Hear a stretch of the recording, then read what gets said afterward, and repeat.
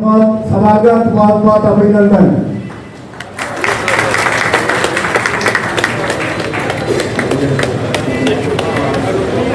भाई सुरेश जी भी बता रहे हैं, उनका बहुत बहुत स्वागत, बहुत बहुत अभिनंदन। हार लिया सही लो।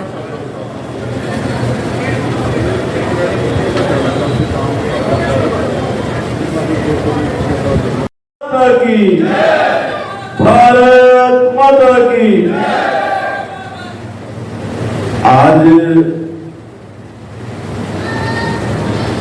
इस गुर्जर समाज के महासम्मेलन में हमारे बीच में उपस्थित पंजाब के विधानसभा के डिप्टी स्पीकर श्री जयकिशन रोड़ी जी, ब्रिगेडियर राजकुमार जी, अशोक भाट जी, रिटायर्ड आईपीएस, प्रधान अखिल भारतीय गुर्जर सम्मेलन, 30 साल से 35 साल से भाई जसपाल पाली कंधे के साथ कंधा मिलाकर के चंडीगढ़ से लेकर के हरियाणा तक हमेशा दुख सुख में मेरे साथी रहे। आज जसपाल पाली जी ने ये कार्यक्रम का आयोजन किया है और गुर्जर समाज ने इनको मान और सम्मान बख्शा है, उसके लिए मैं पाली जी को बहुत बहुत बधाई देता हूँ, मुबारकबाद देता हूँ और आज के इस कार्यक्रम आयोजन के लिए, सफल आयोजन के लिए बहुत बहुत बधाई देता हूँ। अभी हम समाज की बात कर रहे हैं। हमारे देश के अंदर विभिन्न समाज अपने अपने तौर पर क्षेत्रों में, कई क्षेत्रों के अंदर काम कर रहे हैं, समाज के लिए कर रहे हैं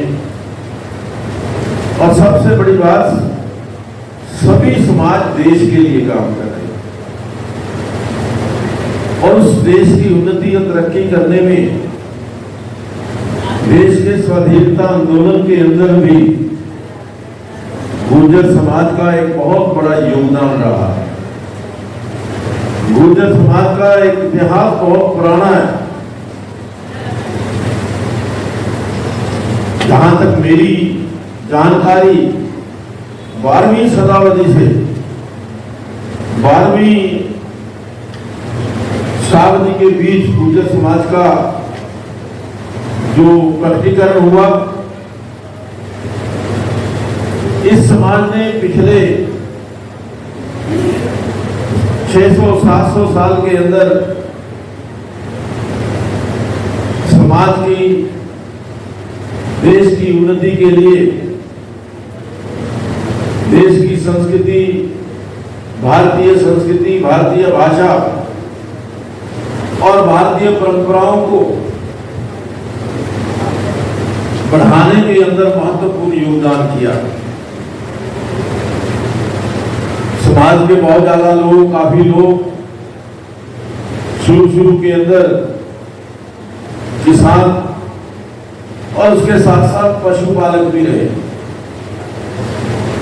किसान ने हमेशा देश का खजाना, देश को अन्न देने का काम किसान ने किया है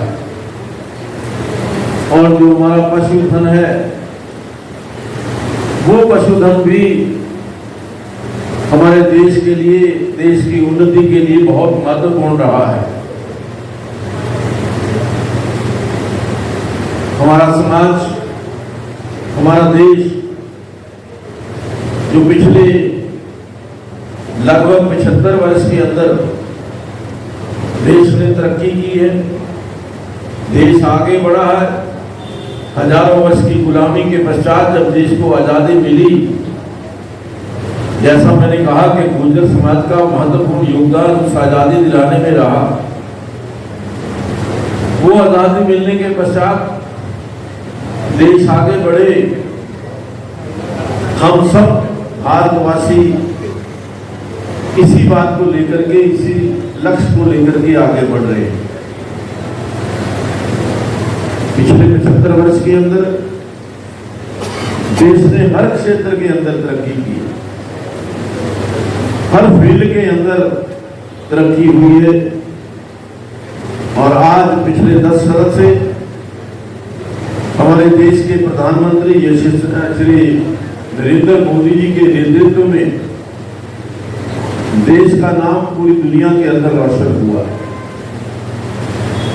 जिस प्रकार से आज देश के अंदर इंफ्रास्ट्रक्चर, देश के अंदर सड़कों का निर्माण, हमारी जो मिलिट्री है, फौज है, उसका नवीनीकरण, उनको नए नए अस्त्र शस्त्र और बहुत सारे इक्विपमेंट हमारे देश के अंदर निर्माण होने लगे। इससे देश की तरक्की हम लोग देख रहे हैं, आगे बढ़ रहे हैं। मैं समझता हूं कि किसी भी समाज की उन्नति के लिए, किसी समाज की तरक्की के लिए शिक्षा अति आवश्यक है। पढ़ाई बहुत जरूरी है। हम अपने बच्चों को शिक्षित करें, केवल लड़कों को नहीं, बेटियों को भी आज शिक्षित करने की आवश्यकता है। आज हमारी बेटियां बेटों से कम नहीं, ये बात हमें अपने ध्यान में रख करके चलनी चाहिए। मैं समझता हूं कि कोई भी क्षेत्र, चाहे वो शिक्षा का क्षेत्र है, चाहे वो स्वास्थ्य का क्षेत्र है, चाहे वो डॉक्टर है, इंजीनियर है, आईएएस है, आईपीएस है, मिलिट्री के अंदर, सेना के अंदर है, या खेलों के अंदर है, कहीं पर भी हमारी बेटियां पीछे नहीं। आज आप देख रहे हैं कि ओलंपिक्स के अंदर, जो पेरिस के अंदर खेले जा रहे हैं खेल, उसमें अभी तक जो 3 मेडल आए हैं, वो तीनों मेडल्स के अंदर बेटियों का विशेष योगदान रहा। तो इसलिए मैं आपसे निवेदन करूंगा कि अपनी बेटियों को ज्यादा से ज्यादा पढ़ाने के लिए, उनको किसी भी प्रकार की कोई कमी ना आए,